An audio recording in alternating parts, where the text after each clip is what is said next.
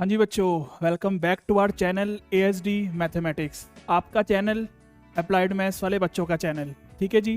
तो क्या क्या पढ़ लिया हमने? फिफ्थ चैप्टर डिफरेंशिएशन पूरा कंप्लीट कर लिया। अब कुछ बच्चों के कमेंट आ रहे हैं कि सर आपने 5.2 क्यों करवा दी लॉगरिथमिक डिफरेंशिएशन पर, वो तो रिड्यूस है सिलेबस में से। मैंने देखो, जब तक वो वीडियो देखोगे नहीं ना जाके, आपको कैसे पता चलेगा कि मैंने उस पर क्या बोला है। मैंने ये चीज बोली है कि वो रिड्यूस है, बट वो आप अगर कर लेते हो तो आपकी कमांड बन जाएगी कैलकुलस पर और डिफरेंशिएशन पर, क्योंकि डिफरेंशिएशन पर कमांड बनानी बहुत ज्यादा इंपॉर्टेंट है अगर आपको पूरे कैलकुलस पर कमांड बनानी है तो। ठीक है, तो इस वजह से वो लॉगरिथमिक डिफरेंशिएशन करवाया था। हो सकता है कि एग्जाम में उसमें से क्वेश्चन ना पूछा जाए, बट उससे रिलेटेड कुछ ना कुछ तो आपको अटक जाएगा ऐसा, जो कि आपको कोई ना कोई क्वेश्चन में गड़बड़ हो सकती है। मतलब कहीं ना कहीं आगे कैलकुलस में, जो मैंने आपको बताया था कि एक लास्ट टॉपिक है, उस पर दिक्कत आ सकती है। चाहे छोटा सा ही कॉन्सेप्ट लग रहा है उसमें लॉगरिथमिक डिफरेंशिएशन का, बट आप पढ़ लोगे तो क्या प्रॉब्लम हो जाएगी मुझे ये बता दो। तो पढ़ लेना। फिफ्थ चैप्टर 5.1, 5.2, 5.3, 5.4 पूरी करवा दी है। अब नेक्स्ट चैप्टर है जो आपके ML अग्रवाल में 6 चैप्टर है, एप्लीकेशन ऑफ डेरिवेटिव्स, जिसमें पहला टॉपिक जो आता है ना वो ये रहा, derivatives as rate of change of quantities या derivatives as rate of measures. एक ही बात है, एक ही बात है, रेट ऑफ चेंज एक ही बात है। ठीक है, आगे बात समझ में। तो ये जो मैंने एक स्लाइड लगाई है, ये आपके अप्लाइड मैथ्स की जो हैंडबुक है ना, उसमें से मैंने ये स्लाइड लगाई है सिर्फ आपको समझाने के लिए। बट मैं आपको बताऊं, इसमें कुछ अलग से समझने वाला है नहीं। ऐसा समझ लो कि अब तक हमने जो डेरिवेटिव्स किए वो हमारे पास न्यूमेरिकल क्वेश्चंस थे, और इसमें जो हमने सीखना है ना वो वर्ड प्रॉब्लम्स। वर्ड प्रॉब्लम्स जो मतलब डेली लाइफ हमारी जो प्रॉब्लम्स होती है ना, समझ रहे हो, जैसे कि वॉल्यूम एरिया वाले क्वेश्चंस जो होते हैं, उनको डेरिवेटिव्स की हेल्प से कैसे सॉल्व किया जाता है। तो उस टाइप के जो क्वेश्चंस जो होते हैं ना वर्ड प्रॉब्लम्स वाले, वो हम यहां पर पढ़ेंगे। ठीक है ना। तो इसमें है कुछ नहीं है, ये जो बोला है ना derivatives as rate of change of quantities, ये वही तो मतलब होता है जो डेरिवेटिव का मतलब होता है। dy/dx का मतलब क्या होता है कि rate of change of y with respect to rate of change of x, यही होता है। यही है इसका मतलब। देख लो क्या लिखा है, रेट मतलब instantaneous rate of change of y with respect to x, dy/dx। ये हम ऑलरेडी समझा चुके हैं। यही कॉन्सेप्ट सिर्फ आगे वर्ड प्रॉब्लम्स में लगेगा। वर्ड प्रॉब्लम्स जो आएंगी, जो क्वेश्चंस आएंगे, उनको कैसे समझना है ये इंपॉर्टेंट है इसमें। तो ये थ्योरी आगे कुछ लिखा हुआ है कि किस किस चीज में हम यूज में ला सकते हैं, साइंस, बिजनेस, इकोनॉमिक्स, इन सब में हम यूज में ला सकते हैं डेरिवेटिव्स को। ठीक है, आगे बोला है रिलेटिव रेट्स क्या है। In related rate problems the quantities change with respect to time. अब ये क्या है, पैरामेट्रिक फंक्शंस पढ़ा था ना, उसमें हमें dy/dx निकालने के लिए क्या करना पड़ता था, पहले हम dx/dt निकालते थे विद रिस्पेक्ट टू t। ठीक है ना, यहां पर बोल दिया कि हमें अगर क्वांटिटीज को चेंज करना है, मतलब उसमें कितना चेंज आ रहा है with respect to time, time के हिसाब से बताना है कि क्या चेंज होगा। तो उसमें भी हमें यही करना है ना, dy/dt और dx/dt। उसके बाद हम dy/dx निकाल सकते हैं, अपना फाइनल रिजल्ट निकाल सकते हैं। आ रही है मेरी बात समझ में। तो ये चीज क्या लिखी हुई है, ये चीज आपकी पैरामेट्रिक फंक्शन की जो हम पढ़ चुके हैं ना वो लिखा हुआ है। और ये क्या है, ये नॉर्मल जो हम डेरिवेटिव करते हैं ये है, और इसमें कुछ भी पढ़ने के लिए नहीं है। जो चीजें सीखनी है ना वो डायरेक्ट मैं आपको बताऊंगा किसमें, क्वेश्चंस में, कि हमें क्वेश्चंस को किस तरीके से करना है। बस इस वीडियो को एक बार अच्छे से देख लेना, आपको ये वाली वर्ड प्रॉब्लम सारी क्लियर हो जाएंगी। इतनी मैं दावे के साथ कह सकता हूं। ठीक है, तो ज्यादा बातें नहीं करेंगे, बस आगे शुरू कर रहे हैं, फिर सीधे एक्सरसाइज पर आएंगे। एक्सरसाइज 6.1, और ये क्या है, ML अग्रवाल, इसके डायरेक्ट क्वेश्चंस करेंगे।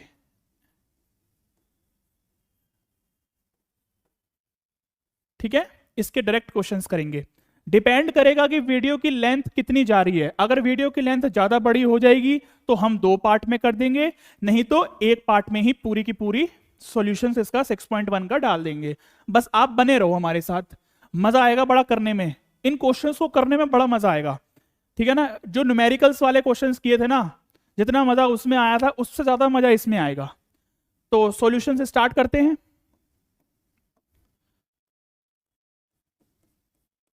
यहां पर बोला है कि find the rate of change of the area of a circle. ध्यान से समझना जो मैं समझाना चाह रहा हूं, अगर वो फर्स्ट क्वेश्चन से ही पकड़ ली ना बात, लास्ट तक सारे क्वेश्चंस कर दोगे। Find the rate of change of the area of a circle. Circle के एरिया में किस तरीके से चेंज आ रहा है, rate of change of circle with respect to its radius. अब मैंने बोला कि y में क्या चेंज आ रहा है विद रिस्पेक्ट टू x, तो क्या करते हैं dy अपॉन dx। यहां पर अगर मैंने एरिया ऑफ सर्कल को डिनोट कर दिया कैपिटल A से, और मैंने इसको बोल दिया कि एरिया में क्या चेंज आ रहा है विद रिस्पेक्ट टू रेडियस। आ रही है मेरी बात समझ में? जैसे मैं कहता हूं कि y में क्या चेंज आ रहा है with respect to x, dy upon dx। Area में क्या चेंज आ रहा है विद रिस्पेक्ट टू रेडियस, तो dA अपॉन dr। अगर यहां से ये जो समझ में आ गया ना आपको, तो समझ लो सारे क्वेश्चंस कर लोगे।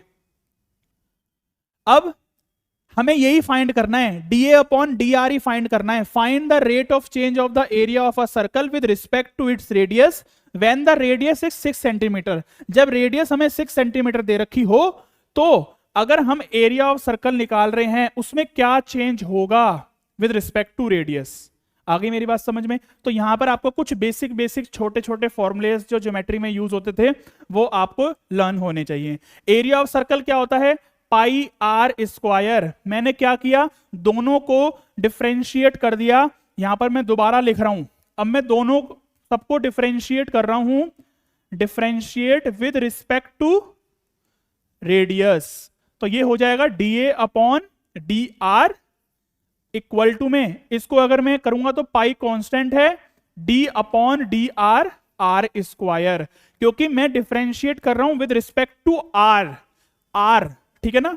तो dA upon dr equal to, इसको जब डिफरेंशिएट करूंगा तो आ जाएगा 2 पाई r। और यहां पर बोला गया है कि r की वैल्यू कितनी है, रेडियस हमें 6 सेंटीमीटर दिया हुआ है, तो यहां से हम r की वैल्यू पुट कर देंगे 6 सेंटीमीटर। तो 2 मल्टीप्लाई पाई मल्टीप्लाई 6 यानी कि 12। अब आंसर देखो जरा, ये हम जो निकाल रहे हैं एरिया निकाल रहे हैं, एरिया हमें पता है स्क्वायर में आता है, तो सेंटीमीटर स्क्वायर स्लैश, अगर मैं कहता हूं कि स्पीड बताओ, स्पीड का आंसर हम कैसे देते थे, किलोमीटर पर आर। किलोमीटर पर आर, 1 घंटे में इतनी स्पीड है, ठीक है ना। 5 किलोमीटर पर आर का मतलब क्या है कि 1 घंटे में वो 5 किलोमीटर ट्रेवल कर लेता है, ये उसकी स्पीड है। तो अगर यहां पर हमें रेट ऑफ चेंज निकालना है एरिया में, तो 12 सेंटीमीटर स्क्वायर पर क्या रेडियस में है ना, तो जो नीचे हम विद रिस्पेक्ट टू, ऐसे याद रख लो कि जिस with respect to r differentiate कर रहे हैं ना, तो यहां पर जो आर की यूनिट है वो लिखी जाएगी सेंटीमीटर। तो ये आपका फाइनल आंसर हो जाएगा। अच्छा, इसमें पाई कहां गया, पाई तो लगाया ही नहीं, 12 पाई, ठीक है ना।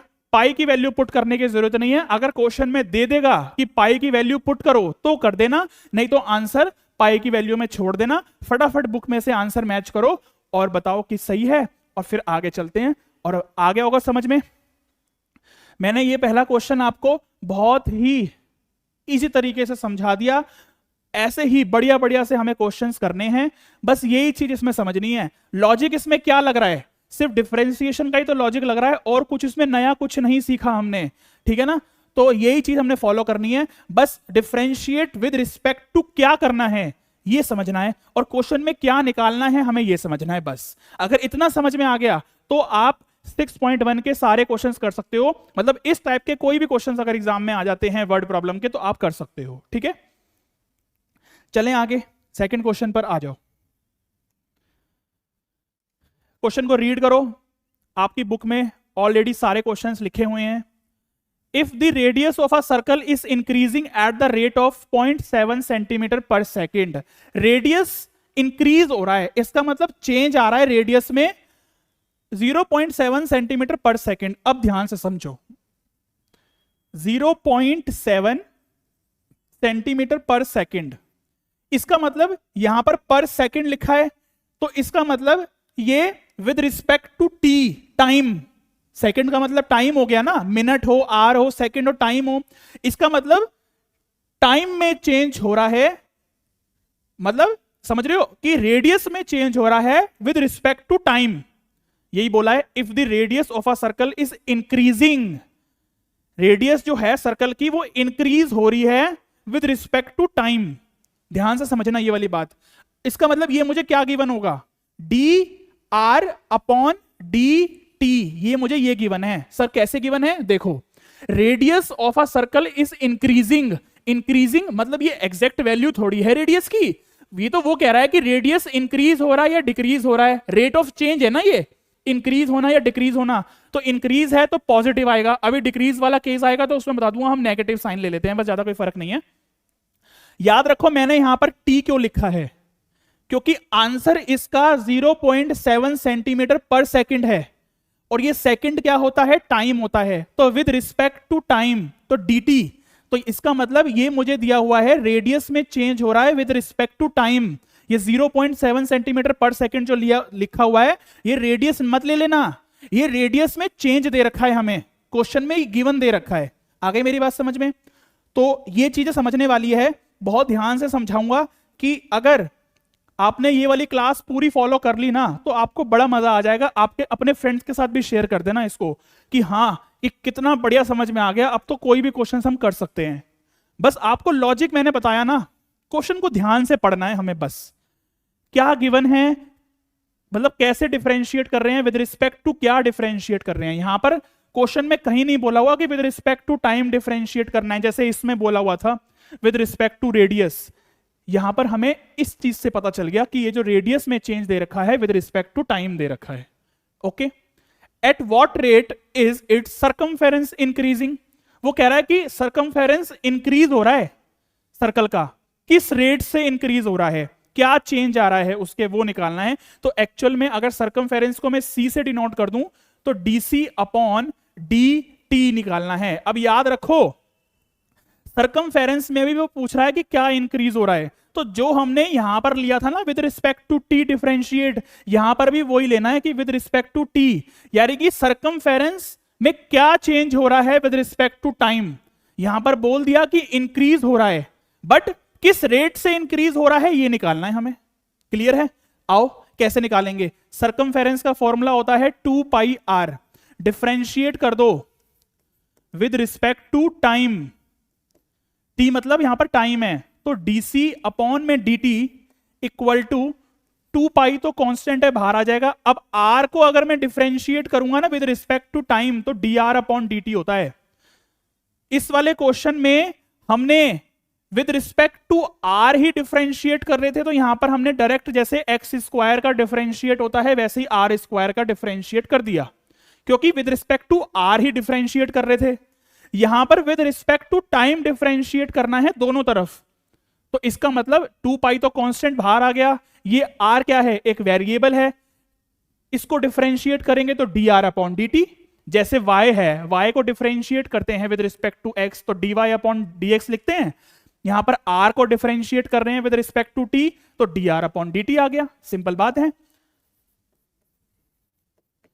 तो 2 पाई मल्टीप्लाई dr अपॉन dt की वैल्यू हमारे पास सिंपल गिवन है, इसको सॉल्व करेंगे तो 1.4 पाई आएगा। आंसर देखो कैसे लिखना है, सर्कमफेरेंस का आंसर सेंटीमीटर में आता है, सेंटीमीटर स्क्वायर नहीं सेंटीमीटर में, तो सेंटीमीटर लगा दो पहले, उसके बाद लगाओ स्लैश। नीचे देखो हमने डिफरेंशिएट किया था with respect to time, time क्या था सेकंड, तो सेकंड लिख दो, आंसर आ गया। इसमें बड़ी कंफ्यूजन होती है कैसे लिखना है आंसर अपना, अगर आपने ये लास्ट में यूनिट नहीं लगाया ना तो मार्क्स कटेंगे। ये यूनिट निकालना ही सीख लो, क्योंकि ये यहां पर यूनिट लिखना ही बड़ा इंपॉर्टेंट है। सबसे पहले जो चीज हम निकाल रहे थे, सर्कमफेरेंस निकाल रहे हैं, उसका आंसर सेंटीमीटर में आता है या मीटर में आता है, मतलब स्क्वायर तो नहीं आता ना, तो वो लिख दिया। स्लैश लगा के सेकंड, क्यों, क्योंकि डिफरेंशिएट किया था with respect to t time. Clear है? मतलब इतना बच्चों की तरह पढ़ा रहा हूं मैं आपको 12th क्लास में होके, एक एक चीज देख रहे हो कैसे समझा रहा हूं। इसी वजह से बच्चों का हमारे पास बहुत ही पॉजिटिव रिव्यू आ रहा है। ठीक है, तो ऐसा मत सोचो जो भी इस चैनल पर आए हैं नए कि सब्सक्राइबर तो है नहीं है तो ये तो क्या ही पढ़ा रहे होंगे। बेटा एक बार आके कंटेंट देखो तो सही, हम नहीं कह रहे कि सब्सक्राइब करो, एक बार कंटेंट आके देख लो, अगर अच्छा लगता है तो ही सब्सक्राइब करके जाना। और हमारे पास बहुत बच्चों के पॉजिटिव रिव्यूज और कमेंट्स आए हैं कि best channel for applied maths, और बहुत अच्छे अच्छे टॉपिक्स डाल रहे हैं सर, आपका कंटेंट बहुत अच्छा है। और बच्चे हमसे पूछ रहे हैं कि सर क्या डिलीट है क्या नहीं। एक एक कमेंट का मैं रिप्लाई करता हूं बच्चों को, ठीक है ना। आप किसी भी वीडियो में जाके देख लो कि अगर बच्चों ने मेरे से कोई भी क्वेरी पूछी है तो मैंने बच्चों के सारे कमेंट्स के रिप्लाई करे हैं। ठीक है जी, क्लियर है, आगे चलें। चलिए sir, if the radius of a circle is increasing at the rate, अब यहां से हम पकड़ेंगे अपनी थोड़ी सी स्पीड, क्योंकि 2 क्वेश्चन पर हमने टाइम लगा दिया, अब यहां से हम पकड़ेंगे स्पीड अपनी, ठीक है ना। तो देखो, if the radius of a circle is increasing at the rate of 3 centimetre पर सेकेंड, अच्छा रेडियस में चेंज हो रहा है, ओके, डी आर आएगा। अच्छा कैसे हो रहा है, पर सेकेंड लिखा है, तो इसका मतलब टाइम की वजह से चेंज हो रहा है, ओके, समझ में आ गया ये तो सर हमें। अब आगे, at what rate is its area increasing when its radius is 10 centimetre, ठीक है ना। एरिया में किस, मतलब एरिया इंक्रीज हो रहा है, ये तो क्वेश्चन ने बोल दिया, बस किस रेट से इंक्रीज हो रहा है ये बताना है। और जब हमें रेडियस दे रखी हो 10 सेंटीमीटर, तो इसका मतलब एरिया ऑफ सर्कल। आप ये सब चीजें ना एग्जाम में लिख के तो आना, बट मैं यहां पर जो है ना शॉर्टकट लिख रहा हूं, तो डिफरेंशिएट कर रहे हैं विद रिस्पेक्ट टू टाइम, याद रखो। तो dA upon dt equal to, इसको डिफरेंशिएट करेंगे विद रिस्पेक्ट टू टाइम। तो जब इसको डिफरेंशिएट किया तो आ गया 2r, और उसके बाद फिर r का भी डिफरेंशिएट होगा dr अपॉन dt। देखो समझो, y स्क्वायर का डिफरेंशिएट करते हैं विद रिस्पेक्ट टू x, तो क्या लिखते हैं हम, 2y, फिर y का करते हैं dy अपॉन dx, वही तो लॉजिक लगाया है मैंने यहां पर।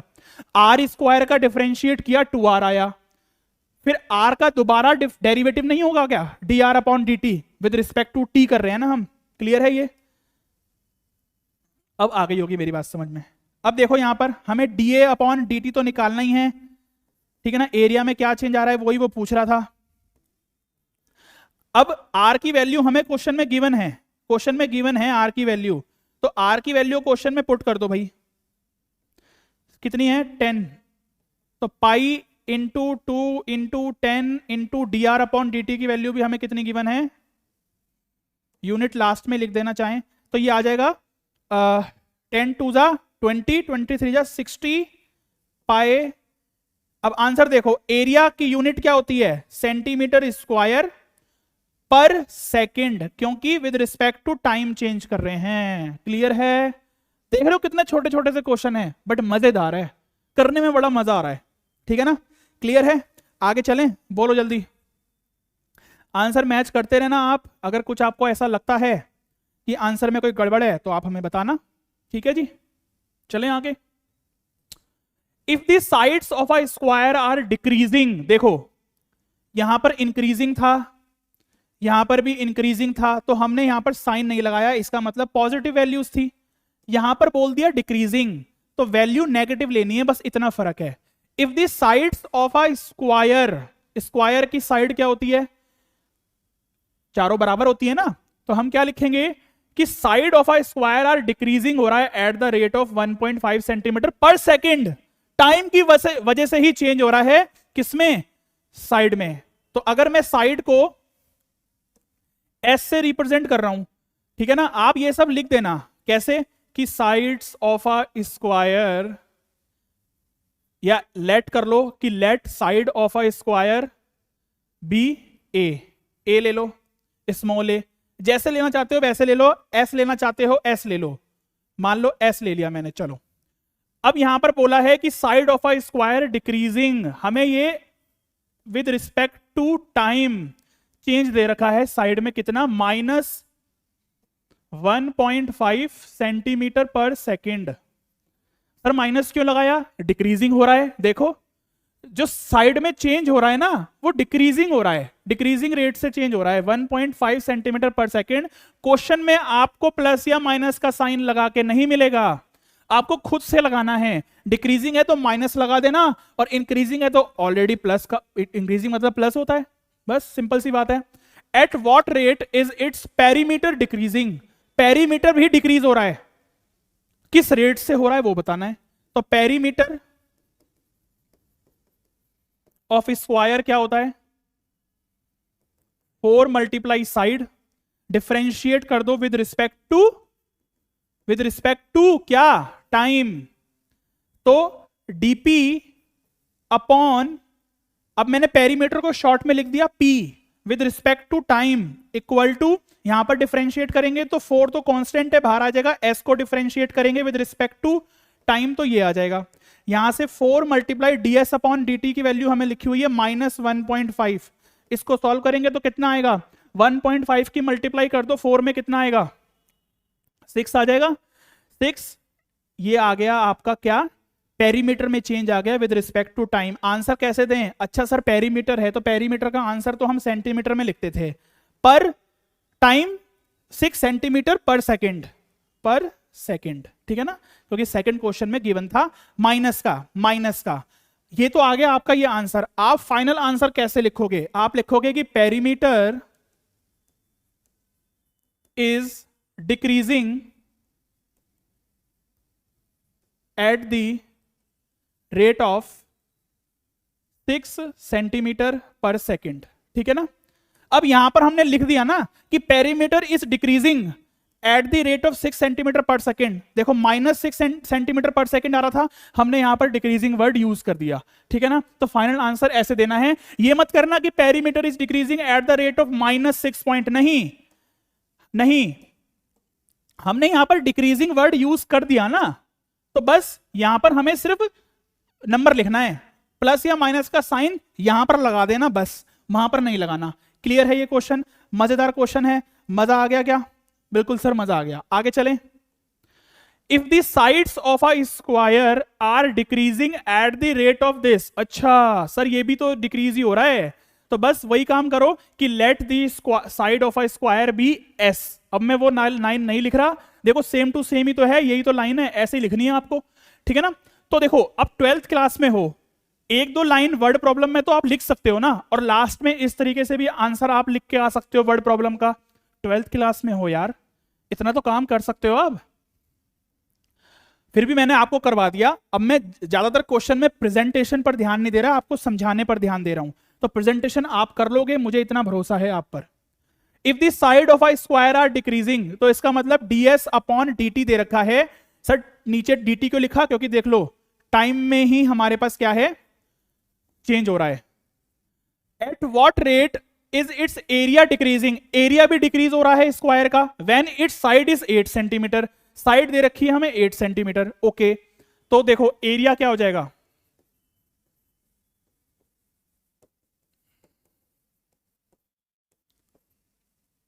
ये हो जाएगा। इसको अगर शॉर्ट फॉर्म में लिख दें तो हमने s लेट किया था ना, तो s का स्क्वायर।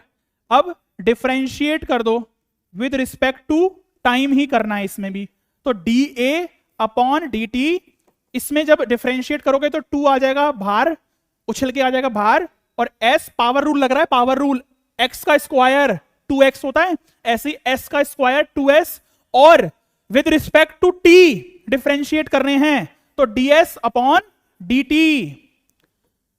यहां से s की वैल्यू हमें गिवन है, कितनी गिवन है? क्वेश्चन में बोला है कि when s equal to 8 centimetre, तो 2 मल्टीप्लाई 8 इंटू 1.5 माइनस में, तो ये आ जाएगा 8 2 जा 16 मल्टीप्लाई -1.5। फटाफट से इसकी जरा मल्टीप्लाई करके मुझे बता दो आंसर क्या आ रहा है। फटाफट करो जरा मल्टीप्लाई करके बता दो कितना आ जाएगा।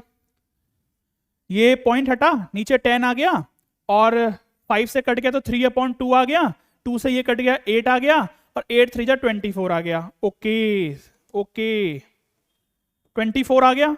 आंसर बताओ, एरिया था, सेंटीमीटर स्क्वायर लगा दो पर सेकंड। कैसे? क्योंकि with respect to time differentiate कर रहे हैं। ये आपका फाइनल आंसर आ जाएगा। क्लियर है? क्वेश्चन देख रहे हो कितने छोटे छोटे से हैं, बट समझने वाली चीजें हैं इसमें बहुत सारी। आ जाओ नेक्स्ट क्वेश्चन पर। Find the rate of change of the volume of a cube.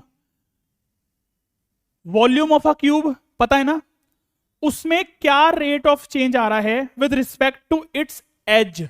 समझने वाली बात है, टाइम नहीं बोला, with respect to its age. Age मतलब जो क्यूब की साइड्स होती थी ना, उनके बारे में बात कर रहा है वो, ठीक है ना, उनके बारे में बात कर रहा है। जैसे कि आपको पता है, अच्छा एज को क्या बोलें, एज को क्या लेट करें, यहां पर देखो let the edge of a cube be a मान लो, चलो ए मान लो, स्मॉल ए, और वॉल्यूम क्या हो जाएगा, volume of a cube be V मान लिया, ठीक है ना, वॉल्यूम वी हो गया। तो वॉल्यूम होता क्या है, वॉल्यूम ऑफ क्यूब होता क्या है, वॉल्यूम ऑफ क्यूब होता है एज की पावर 3, यानी कि एज हमने लिया है ए, तो ए की पावर 3 फॉर्मूला होता है वॉल्यूम ऑफ क्यूब का, पता होना चाहिए आपको ये सारे फॉर्मूले। सर डिफरेंशिएट कैसे करना है विद रिस्पेक्ट टू एज, यानी कि मैं लिख रहा हूं ए, क्योंकि मैंने एज को ए माना है, विद रिस्पेक्ट टू टी नहीं लिख रहा, विद रिस्पेक्ट टू ए लिख रहा हूं।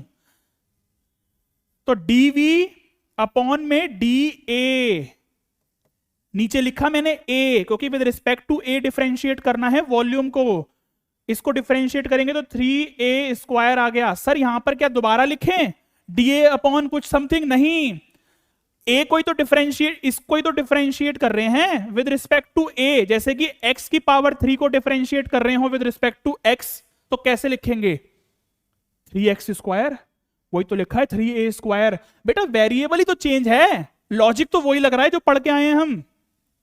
अब यहां से हमें क्वेश्चन में गिवन है a की वैल्यू 5 पुट करनी है, क्वेश्चन में गिवन है 5 सेंटीमीटर, बस इसमें पुट कर दो, आपका आंसर आ जाएगा 75। सर आंसर कैसे लिखें, वॉल्यूम निकाल रहे हैं, मतलब वॉल्यूम में चेंज बता रहे हैं, तो सर वॉल्यूम का आंसर तो क्यूबिक में लिखते हैं, तो देखो सेंटीमीटर था तो सेंटीमीटर क्यूब पर क्या आएगा सेकंड, पिटाई हो जाएगी। With respect to A differentiate कर रहे थे, और ए का यूनिट क्या है, ए है क्या, ए एज है, एज का यूनिट सेंटीमीटर होता है, ये आंसर आएगा।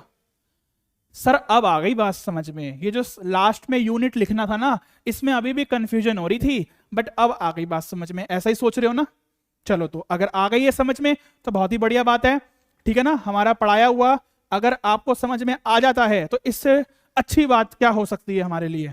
क्लियर है, आगे चलें, 6th क्वेश्चन क्लियर है, आंसर एक बार मैच कर लेते हैं, ठीक है ना, देख लो आप भी।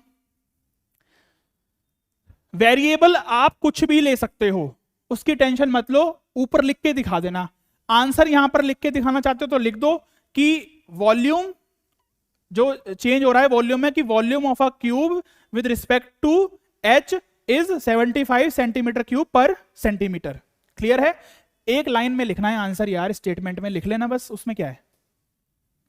7th पर आ जाओ, 7th में बोला है कि if an edge of a variable cube is increasing at the rate of 3 centimetre. अब यहां पर देखो ये दोनों की दोनों चीजें ना, यहां पर वॉल्यूम के बारे में ही बोला था क्या, हाँ वॉल्यूम के बारे में ही बोला हुआ है, तो हम क्या कर रहे हैं, देखो हमारे पास टेक्नोलॉजी है तो हम यूज करेंगे, हम इसको ऐसे करके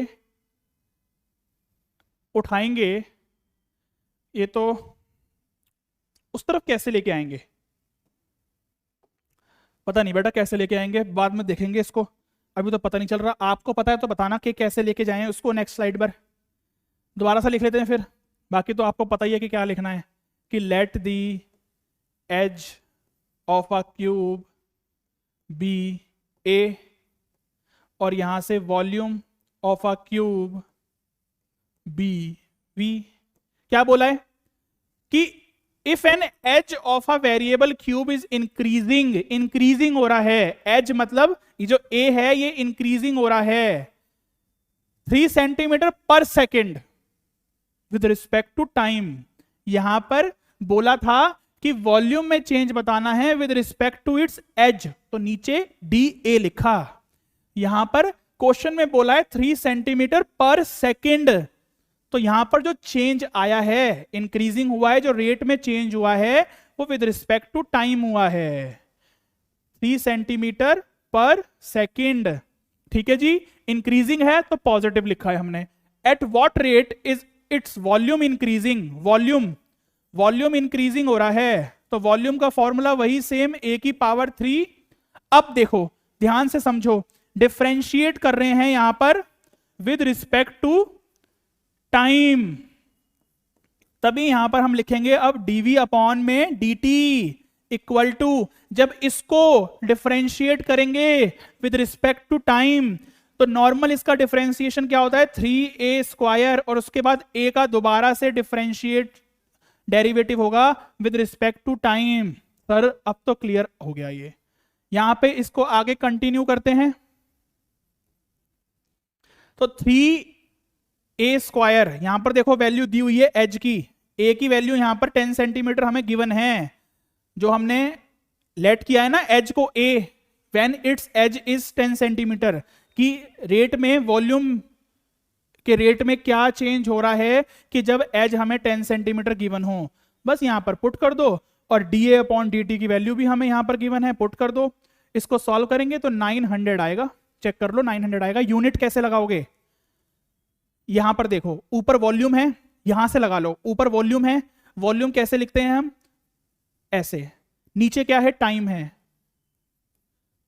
आंसर आ गया। क्लियर है, बोलो अब नहीं होगी दिक्कत इसमें, अब नहीं लगता मुझे दिक्कत होगी, बच्चे बहुत होशियार हैं। चलो आगे 8th क्वेश्चन पर आ जाओ। अब balloon which always remains spherical has a variable radius, आपको पता है बैलून की शेप क्या होती है, सर्कल नहीं होती है बेटा, सर्कल नहीं होती है, 3D शेप होती है, तो spherical sphere. Find the rate at which its volume is increasing with respect to radius. Question को ध्यान से पढ़ना है। Find the rate at which its volume, volume में क्या चेंज होगा with respect to radius when the radius is 10 centimetre.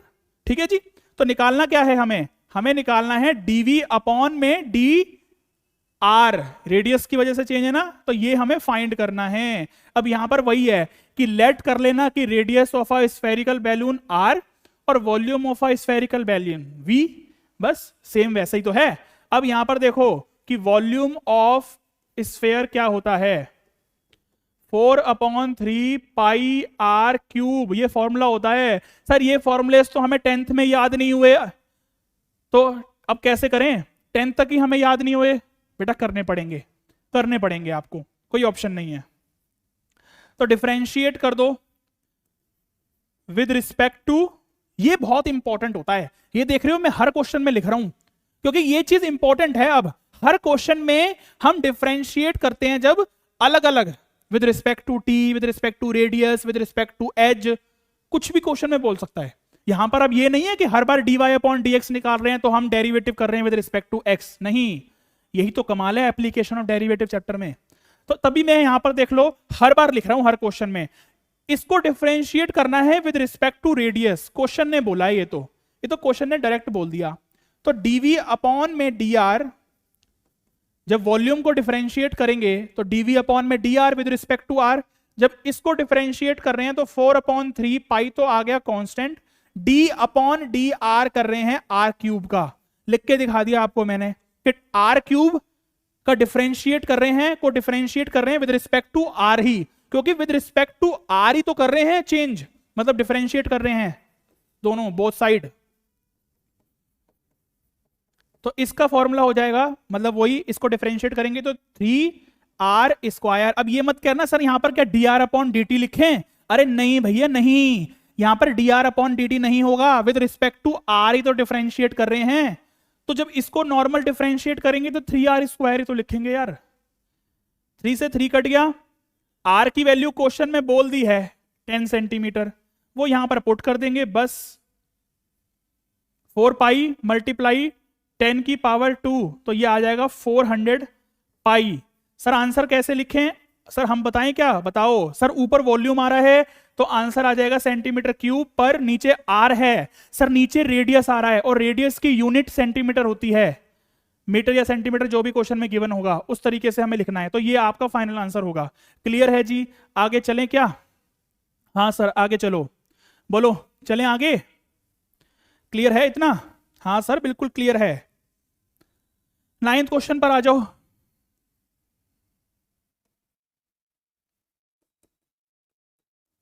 If the radius of a balloon which always remains spherical is increasing at the rate of this, at what rate is its surface area. अच्छा question same ही है, थोड़ा बहुत वही balloon के बारे में बात करी गई है कि स्फेरिकल शेप है, ठीक है ना, इंक्रीज हो रहा है, रेडियस में इंक्रीज हो रहा है 1.5 सेंटीमीटर पर सेकंड से, तो इसका मतलब रेडियस आर होती है, तो डी आर अपॉन नीचे आएगा सर डी टी, क्योंकि क्वेश्चन में हमें बोला गया है कि 1.5 सेंटीमीटर पर सेकंड, तो सेंटीमीटर तो हो गया रेडियस की यूनिट, और पर सेकंड मतलब with respect to time change हो रहा होगा, तभी यहां पर क्वेश्चन में 1.5 सेंटीमीटर पर सेकंड गिवन है, तो D R upon D T हमें गिवन है, रेडियस में चेंज हो रहा है विद रिस्पेक्ट टू टाइम, इसको ऐसे पढ़ा जाता है। आगे बोला है कि at what rate is its surface area, surface area में किस रेट से चेंज होगा, और बोला गया कि होगा तो इंक्रीजिंग, बट किस रेट से होगा, when its radius is 12 centimetre. Okay sir, surface area का मतलब, सरफेस एरिया नहीं पता आपको क्या? सर बताया ना कि ये फॉर्मूलेस याद ही नहीं हुए थे 10th में। सरफेस एरिया ऑफ स्फीयर बेटा करने पड़ेंगे, ढूंढो, नेट पर ढूंढो, कहीं पर भी ढूंढो, करने पड़ेंगे। सरफेस एरिया ऑफ स्फीयर होता है 4 पाई आर स्क्वायर, डिफ्रेंशिएट कर दो विद रिस्पेक्ट टू, क्योंकि यहां पर बोला गया है, जो क्वेश्चन में गिवन है ना हमें 1.5 सेंटीमीटर पर सेकंड, इसका मतलब यहां पर नीचे टी आ रहा था, तो इसको भी डिफरेंशिएट हमें करना है विद रिस्पेक्ट टू टी। अगर क्वेश्चन में बोला जाएगा कि विद रिस्पेक्ट टू रेडियस, तो विद रिस्पेक्ट टू रेडियस कर देना, जैसे पिछले वाले क्वेश्चन में हमें गिवन था, तो यहां पर हम करेंगे with respect to T. Surface area को शॉर्ट फॉर्म में एस लिख देते हैं, ठीक है ना, तो डी एस अपॉन में डी टी। अब देखो यहां पर इसको भी डिफरेंशिएट करूंगा विद रिस्पेक्ट टू टाइम, तो आर स्क्वायर को डिफरेंशिएट करेंगे तो 2r, फिर दोबारा r को डिफरेंशिएट करेंगे with respect to t। Chain rule कहता है ये, जैसे कि वही y स्क्वायर क्या हो गया 2y, और फिर y का करेंगे dy अपॉन dx। क्लियर है? चलें आगे। आज की क्लास तो बढ़िया है, मजा आ रहा है आज तो पढ़ने में। r की वैल्यू कितनी गिवन है? r की वैल्यू हमें 12 सेंटीमीटर गिवन है, तो 4 पाई मल्टीप्लाई 2 मल्टीप्लाई 12, और D R upon D T की वैल्यू कितनी थी 1.5, इंक्रीजिंग था, ठीक है इंक्रीजिंग है, तो ये सब मल्टीप्लाई में हमें दे रखे हैं, तो मल्टीप्लाई कर लो बस, 4 2 जा 8 और 12 8 जा कितने होंगे, और 1.5 की मल्टीप्लाई करवा दो, फटाफट से कैलकुलेशन करो इसकी कितनी आएगी। 24 4 जा ये आ जाएगा 1.5 4 जा 6, इंटू में 2 इंटू में 12 और इंटू में पाई, तो पाई की वैल्यू तो पुट करनी नहीं है, 144 आ गया, 144 पाई। अच्छा सर सरफेस एरिया था ये, तो इसकी यूनिट सेंटीमीटर स्क्वायर होगी, और सर नीचे टाइम था तो इसका पर सेकंड होगा। बिल्कुल बच्चे, बिल्कुल बिल्कुल सही बताया है आपने, होशियार हो गए हैं अब तो बच्चे बहुत। चलो तो क्लियर है, ये आंसर आ गया 144 पाई सेंटीमीटर स्क्वायर पर सेकंड। कैलकुलेशन आप चेक कर लेना, कहीं कैलकुलेशन में कहीं गड़बड़ तो नहीं है, बाकी तो सही है हमारा। ये देख रहे हो कितना मजा आ रहा है क्वेश्चन करने में? सर बहुत मजा आ रहा है, बहुत ही ज्यादा मजा आ रहा है आज की क्लास में। तो चलो तो आ जाओ नेक्स्ट क्वेश्चन पर चलते हैं। नेक्स्ट क्वेश्चन में बोला है if the radius of a shop bubble, shop bubble क्या होते हैं याद है? बचपन में एक डिब्बी में वो आता था, ऐसे करते थे और फूंक मारते थे तो बबल निकलते थे, बबल बबल बबल बबल निकलते थे गोल गोल, ठीक है ना। वो शेप क्या होती है, वो शेप क्या होती थी? स्फेयर की शेप होती है वो, वही लिखा है if the radius of a soap bubble. या कभी आप नहाते हो, कभी आप नहाते क्या हो, नहाते तो रोज ही है बेटा, गलती हो गई, रोज ही नहाते हैं ना, तो जैसे कि है ना, तो साबुन है, साबुन में बबल बनते हैं, वो बबल अगर पूरा बबल बन रहा है तो वो स्फेयर की शेप में होगा। तो if the radius of a soap bubble, या सबसे अच्छा एग्जांपल वही है, वो जो फुवारे हम बचपन में रामलीला में जाते थे ना, तो वो लेते थे छोटे छोटे बच्चे जो अभी भी खेलते हैं उससे, ठीक है ना, अभी भी हमें मिल जाए तो हम अभी भी शुरू हो जाएंगे उससे खेलने के लिए, तो वो वही चीज है। If the radius of a soap bubble is increasing, अब यहां पर देखो उसने कुछ भी नहीं बोला कि स्फेयर है, सर्कल है, क्या है, बट कंफ्यूजन नहीं होना, वो जो बबल होते हैं वो स्फेयर की शेप में होते हैं। तो रेडियस दे रखा है उसका इस रेट से इंक्रीज हो रहा है, तो इसका मतलब D R upon D T, time दे रखा है हमें कितना, मतलब with respect to time increase हो रहा है radius. At what rate is its volume increasing when the radius is 1 centimetre. वही है कि वॉल्यूम ऑफ स्फेयर की बात कर रहा है, और यहां पर लिख देना कि वो सोप बबल है, तो 4/3 पाई आर क्यूब होता है। डिफरेंशिएट कैसे करें, विद रिस्पेक्ट टू क्या करें, टी। तो dv upon dt equal to 4/3 pi constant है। आर क्यूब को जब डिफरेंशिएट करोगे विद रिस्पेक्ट टू टाइम तो ये आ जाएगा। ओके सर, बहुत बार आप बता चुके हो ये वाली बात, अब हमें समझ में आ गई है। रेडियस हमें 1 दे रखी है, सिंपल यहां पर 1 पुट कर दो। सर dr अपॉन dt भी हमें गिवन है, पुट कर दो और आंसर निकाल दो 2 पाई। सर वॉल्यूम में चेंज बताना था विद रिस्पेक्ट टू टाइम, तो वॉल्यूम की यूनिट होती है सेंटीमीटर क्यूब पर और नीचे टाइम है तो सेकंड। तो ये आ गया हमारा फाइनल आंसर। क्लास पसंद आ रही है तो लाइक शेयर सब्सक्राइब कर दो, ठीक है ना। अभी बीच में जाओ, 10 क्वेश्चन कर लिए हमने, अभी जाओ और जाके फटाफट शेयर करो ग्रुप्स में अपने फ्रेंड्स के साथ कि देखो कितना मजा आ रहा है पढ़ने में, आप भी पढ़ो ये वाली क्लास। अपने फ्रेंड्स के साथ भी शेयर कर दो यार, ऐसा मत करो अकेले अकेले मजे ले रहे हो वीडियो के, अपने फ्रेंड्स को नहीं दे रहे, ये तो गलत बात है ना, ऐसे नहीं करना। तो अपने फ्रेंड्स को भी भेजो ये फटाफट और कमेंट कर दो कि सर मजा आ गया आज की क्लास में, ऐसे ही लगे रहो आप, ठीक है ना। कमेंट करते नहीं हो आप, वीडियो देख लेते हो बस। अब ये बता दो बस कि क्या करें, आगे करें कंटिन्यू या सेकंड पार्ट में बनाएं। वीडियो मुझे लगता है लेंथी हो गई है, एक बार चेक कर लेते हैं। हाँ वीडियो बेटा लेंथी तो हो गई है ये, तो फिर क्या करें, आगे के क्वेश्चंस नेक्स्ट पार्ट में कवर करें क्या। आज की वीडियो में फिर इतना ही करते हैं, बस 2 पार्ट में वीडियो बन जाएगी, क्योंकि फिर अगर एक ही पार्ट में वीडियो बना दी तो थोड़ा सा ये वीडियो जाएगी फिर 1.5 आवर्स की, तो ज़्यादा बड़ी हो जाएगी ना। तो ऐसा करते हैं 2 पार्ट्स में कर देते हैं, क्योंकि इसके लास्ट के 3-4 क्वेश्चन ऐसे हैं जो थोड़े से समझाना पड़ेगा, उनको डिटेल में टाइम लग सकता है। ये तो क्वेश्चंस इजी थे अब तक, तो मज़ा आ गया था, एक जैसे थे। चलो तो फिर आज की क्लास में इतना ही करेंगे, मिलेंगे नेक्स्ट क्लास में आपसे। मज़ा आ रहा है आपके साथ, हमें भी और आपको भी मज़ा आ रहा है, बस ऐसे ही जुड़े रहो हमारे साथ और वीडियो देखते रहो हमारी। फिर मिलेंगे नेक्स्ट वीडियो में, ठीक है ना। आज की क्लास को बस यहीं करते हैं ख़त्म। चलो good luck, take care, bye bye.